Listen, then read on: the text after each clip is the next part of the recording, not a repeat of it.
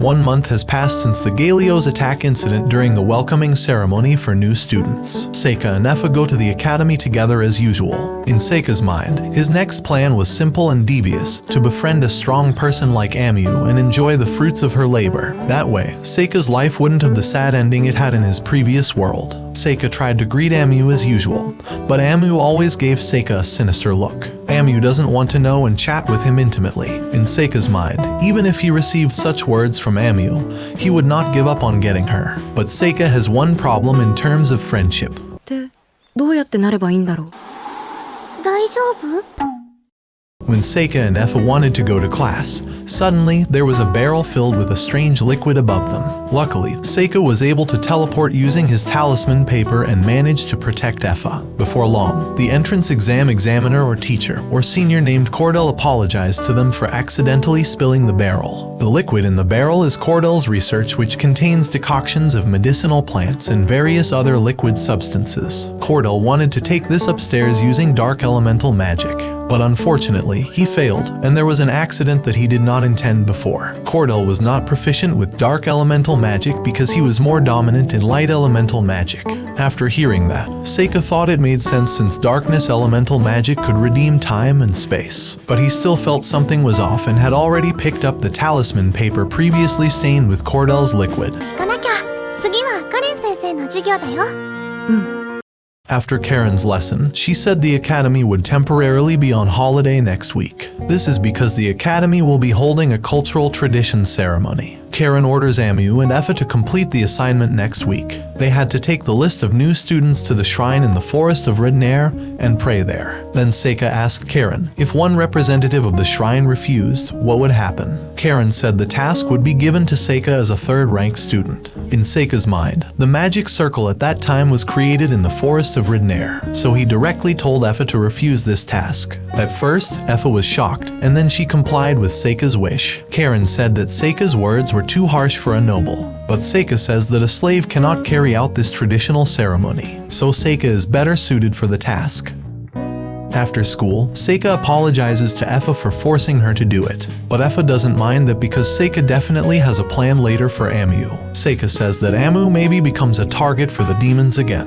Then Effa is a little jealous because Seika likes a girl like Amu, has a pretty face, beautiful body, and her hair is great too. Seika says that he has no intention of liking Amu. He wants to be friends with her because she will suffer under her own power one day. After hearing this, Effa was even jealous because Seika was watching Amu too much. Because of that, Effa will become even stronger and still help Seika to be friends with Amu. Effa also forbade Seika to say things like in Karen's class earlier. Effa doesn't want Seika to become the subject of bad talk for other people.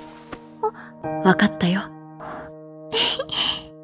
A week later, after Karen handed Seika the student list papers, Seika and Amu started walking in the forest. Amu has been curious since a week ago. What is Seika's goal in wanting to go with her now? Seika replied that he wanted to chat with Amu and didn't want only her to be the center of attention of the students. After hearing this, Amu did not expect Seika to target Amu. Seika was dissatisfied with Effa, who had a beautiful face, a sexy body, and big boobs. Amu was sure that Seika must have been doing hot activities in bed with her every day. Seika replies that he's not that kind of man, and his relationship with Effa isn't like that. 下ネタ言うんだ。違う、あんたが。Amu suddenly felt a headache, and Seika felt something strange again. Then they find a magic circle on a tree trunk, and suddenly the magic activates and transfers them into a dungeon filled with monsters.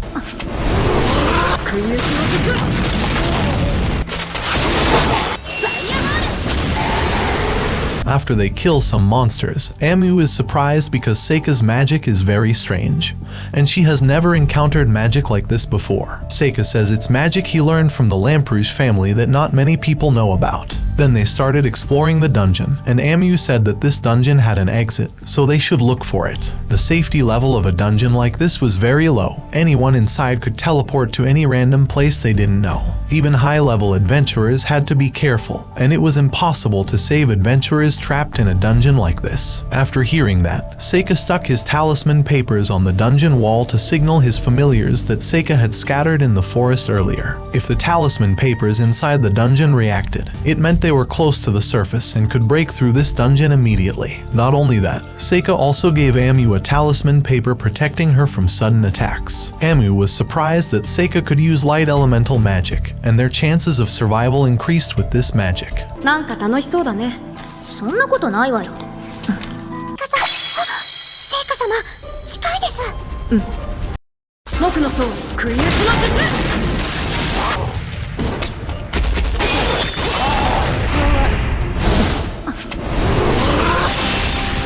とどめ。今なら。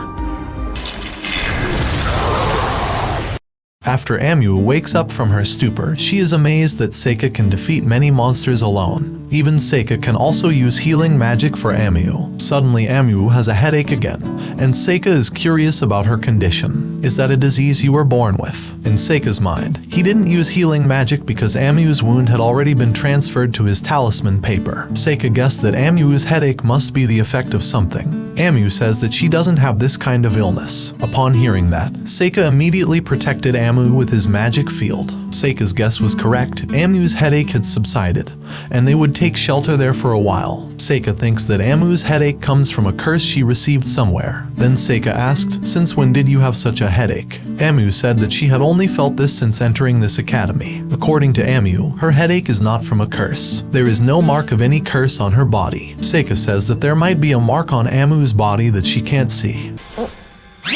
いや、別に見せろなんて言ってないからね。Amu thought that Seika wanted to check her back directly, so Amu wants Seika to help look for the curse mark. She told Seika to look elsewhere first because Amu wanted to take off all her clothes. After Amu was naked, Seika checked her back, and he didn't find any mark of a curse there. Seika said someone had probably purposely made the mark smaller and placed it on other body parts. もっと見せろっていうつもり？違う、抜け道があるってこと。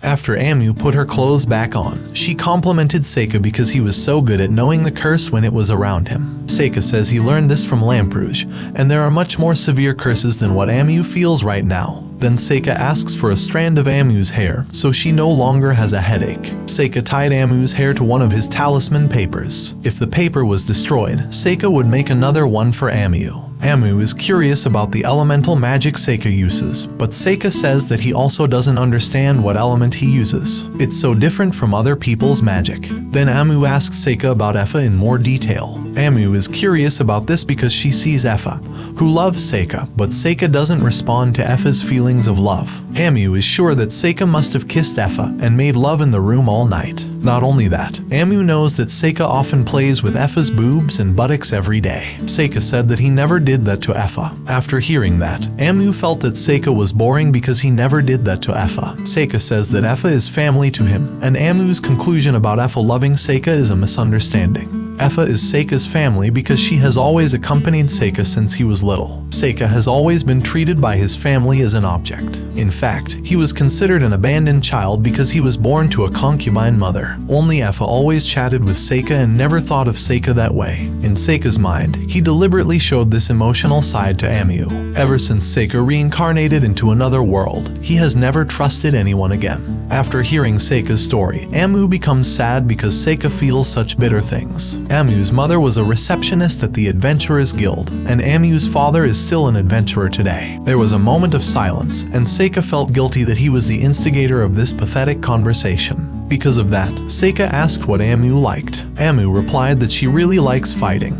She can fight anything and anyone because she is a battle junkie. Even Amu's parents often say that Amu's hobbies are very strange. Humans fear death, and Amu may not have that feeling. She continued to fight in every dungeon without stopping with a party of adventurers. One day, a high-level dungeon caused many adventurers to die there, and only Amu was left alive. When a party wanted to save the adventurers there, they only found Amu, and she said that she wanted to fight again. Amu didn't realize that her words made the other adventurers think of Amu as someone with no common sense. Then Amu was determined to enter this academy because she wanted to stay away from her hometown and become even stronger. Amu hopes that when she becomes the strongest, Amu's hobbies will disappear because fighting becomes easy and boring.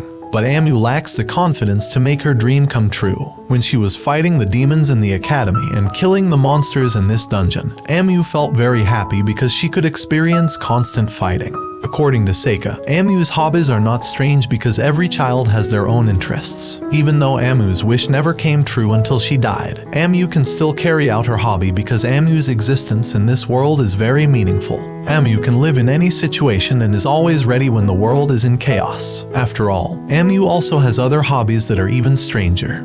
階段 冒険者の思考が映ったのよ。 Amu said that Seika had to keep a secret about Amu, who was naked before him earlier. She also thanked Seika for helping with her headache. Amu also felt happy because she could tell Seika about herself. Then Seika looked at his talisman paper, already reacting there. But Seika deliberately invites Amu to explore this dungeon even deeper. Seika reasoned that it was his first time having an adventure like this. Whatever monsters they will face, they can definitely be killed as long as Seika and Amu carry out their attacks together. ファイヤーボール。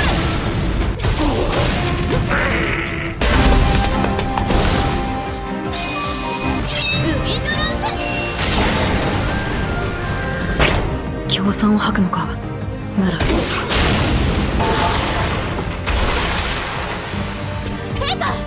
モカモさん食い打ちの術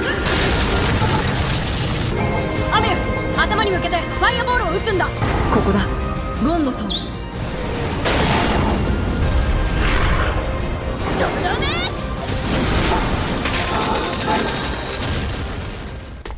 ミュ They managed to kill the dungeon boss there, and Amu was very happy to be with Seika today. They had never fought together, but their every attack was well aligned. This was the first time Amu killed a high-level dungeon boss like this. Upon hearing that, Seika smiled, and Amu returned to her usual cynical attitude. In Seika's mind, he was enjoying today's battle with Amu. Seika wants to give her a lot of experience so she can become the strongest in the world one day.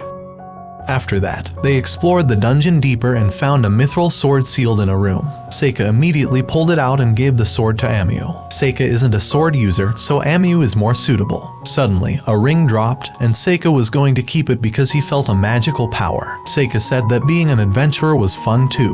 Amu was surprised that a famous noble like Seika spoke like that. Then Amu hopes that one day she can explore dungeons again with Seika. また行こうか約束ね。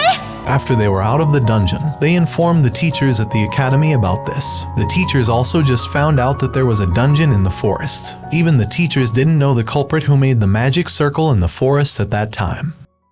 But Seika already knew who was the mastermind behind some strange incident before. He is Cordell, a demon disguised as a human who entered this academy. Seika knew that Galios wouldn't be able to easily infiltrate the academy without the magic circle's help. Cordell was the one who made it, and Galios was able to enter the academy grounds after teleporting through the magic circle. Then the trap that trapped Amu and Seika was also the act of Cordell, who deliberately wanted to kill Amu. Cordell's research was also very suspicious because he targeted Effa and Seika then. The ritual that Cordell was performing right now was a very difficult technique. Cordell was amazed that Seika could know so much about this, but Cordell will kill Seika now that he's disrupting Cordell's plans. After all, Amu would have died once Cordell had completed this ritual. Then Seika said that Amu was no longer affected by the curse. Seika transferred the curse into his talisman paper. Amu had defeated the demons at the academy alone, and the demon's blood or liquid caused Amu to be cursed. It was the same liquid as the one in the barrel Cordell had.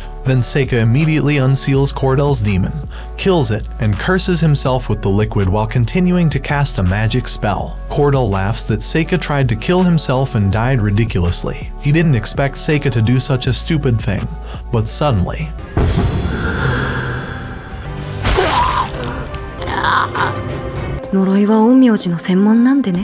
After Cordell was killed, Yuki asked Seika, "How did you discover the mastermind behind this incident?" Seika replies that it was his familiar who told Seika that there was pollen on Cordell's clothes. The flower was from the area in the magic circle at that time. A few days later, Seika took Effa to the academy yard. Then Seika put a ring on Effa's finger, and Effa was surprised that Seika could find such a nice item. Seika said that he obtained the ring from the dungeon back then. Only a girl like Effa is fit to wear that ring. In Seika's mind, he had to increase the strength of his friends as much as possible. Seika wants his wish to come true one day. Effa is very happy because the ring's power can invite many spirits to approach Effa. She will keep the ring and necklace that Seika gave her forever. Before long, Amu came there, and when Seika greeted her, 気安く話しかけないで。あれきっと照れてるだけだと思います。そうなのかな。昨日は勉強を教えてくれてありがとう。いつの間に仲良くなってるんだよ。